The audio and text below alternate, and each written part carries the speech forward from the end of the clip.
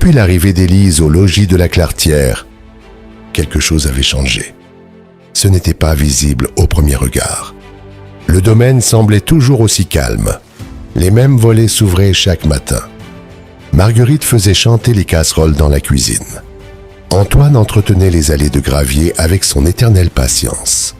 Et le comte Armand demeurait fidèle à ses longues promenades silencieuses. Dans les couloirs du logis, les regards devenaient plus lourds, plus attentifs, comme si chacun sentait confusément qu'un souvenir ancien cherchait à revenir à la surface. Même Bastien commençait à être troublé. Il observait Élise sans parvenir à comprendre.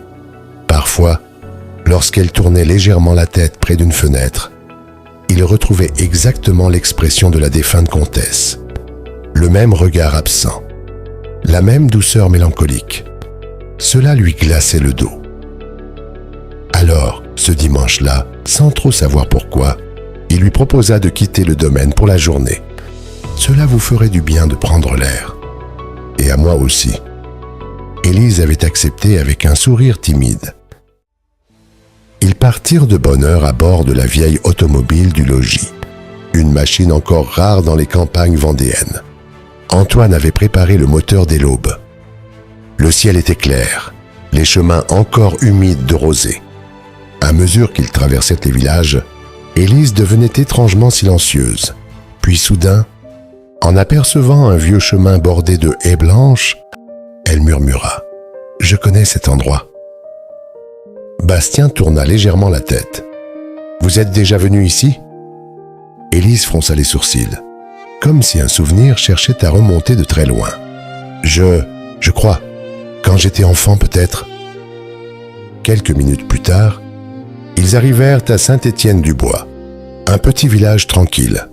Presque immobile sous la lumière du printemps, ils installèrent leur pique-nique près d'un ancien lavoir, entouré de grands peupliers. Le vent faisait danser doucement l'eau sombre. Élise voulut ramasser la nappe du pique-nique, mais glissa légèrement dans l'herbe humide.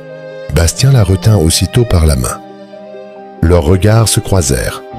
Un instant suspendu, sans vraiment réfléchir, Bastien s'approcha lentement et déposa un tendre baiser sur ses lèvres. Lorsqu'ils se séparèrent, le silence semblait différent autour d'eux. Plus doux, plus troublant aussi. Pendant un moment, ils parlèrent peu. Puis Élise regarda les maisons au loin, et sans quitter l'horizon des yeux. Elle murmura « Ma mère est morte ici ». Bastien releva lentement la tête. C'était la première fois qu'elle parlait réellement de son passé. J'avais 6 ans. Je me souviens surtout de sa voix et de ses mains. Après, tout est devenu flou. Elle baissa les yeux. On m'a envoyé ailleurs. Je n'ai jamais vraiment su pourquoi.